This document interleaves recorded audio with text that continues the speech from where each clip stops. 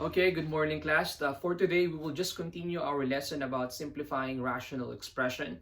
And just like what I told you yesterday, in order for you to be able to simplify a rational expression, you need to have a good foundation about factoring, okay?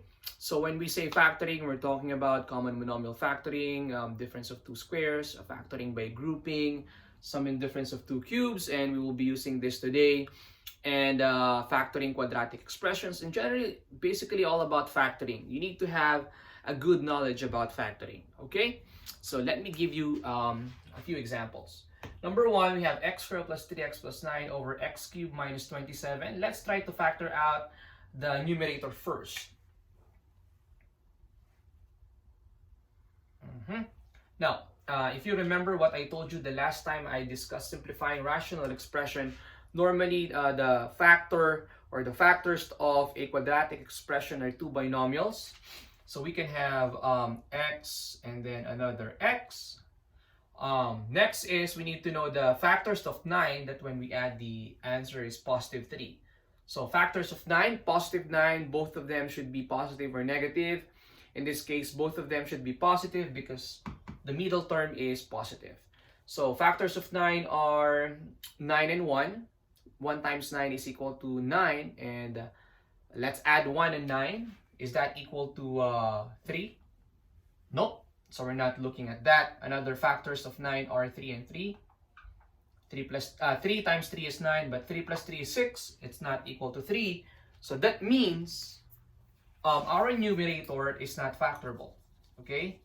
So what we did here is we used the trial and error method to determine if this is factorable or not. Actually, there's another way of finding out if a quadratic expression is factorable or not using the discriminant.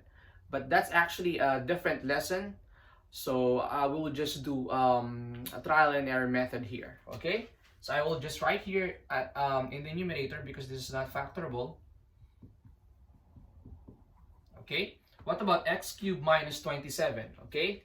So is this factorable? Yes, it is. This actually is an example of difference of two cubes, and we can use this identity formula to factor out this one. So x cubed minus 27 can be written as a cubed minus b cubed. Okay? So to use this, we need to know what's a and what's b. Okay? So this, we already know a here because we can just write x cubed. Maybe I will just write here. Okay, x cubed minus cube root of x cubed is x. So our a here is x. What about 27? What's the cube root of 27? And that is equal to 3. Okay, why 3? Because 3 times 3 times 3 will give us 27. Okay, so this can be written as this. Our a here is x and our b is 3. So this can be factored out as x minus 3 times x squared.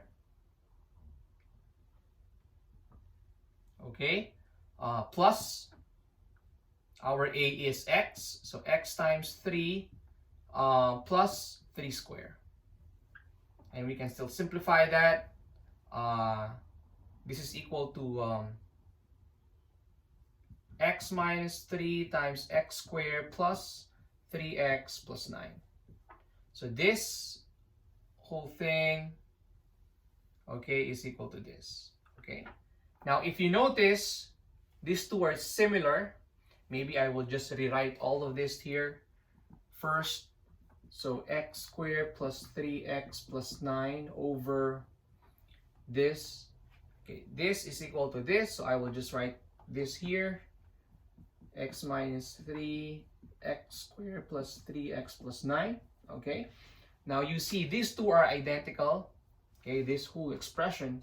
And the operation is multiplication. So that means I can cancel this. Oh no, I can cancel that. Okay. So when you cancel that out and nothing's left in the numerator, that means it's not 0. That means it's equal to 1. So the final answer is equal to 1 over x minus 3. Okay, that's in number 1. How about number 2? Okay. First, let's try to factor out the numerator. So our numerator is x squared minus 5x plus 6. This is constant, and our constant is positive 6. So the factors can either be both positive or both negative. Now, to answer the question whether both of them are positive or negative, you have to look at the second term. This is negative, so that means both are negative. Negative times negative, that will still give us positive. And negative plus negative, that will also give us negative. So what are the factors of 6 that when we add, the answer is positive 5? Let's try to list the factors of 6 first.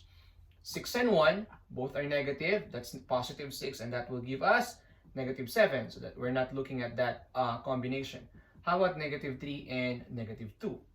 When we multiply these two, the answer is negative 6, or sorry, positive 6. And when we add those two, the answer is negative 5, which is equal to the middle term. So that means this is x minus 3 and x minus 2. Okay? Next is the denominator. Now, x cubed is a perfect cube term, but 3 is not. 24 is not also. But if you're going to look at 3 and 24, they have a greatest common factor, or a common factor. And what number is that? You're right, it's 3. So that means we can factor this out using common monomial factoring.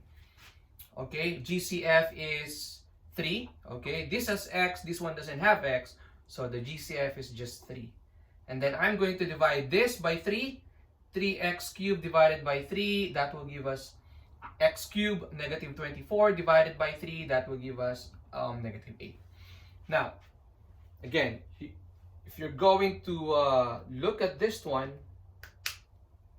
this is a perfect cube number, okay? So that means we can write this as this, and we can use this identity, the difference of two cubes, okay? So I will write first the numerator, then I'm going to expand this, or factor this out. 8 can be written as this, so we need to first find out the cube root of 8. So what's the cube root of 8? That's equal to 2. Why 2? Because 2 times 2 times 2, that will give us 8. So this can be written as x cube minus 2 cube. Okay, this. So this is our a and this is our b. And we can just plug in or replace those a and b by x and 2. So x minus 2, that's a minus b, times x squared plus x times positive 2 plus 2 squared. Okay? And then that is equal to so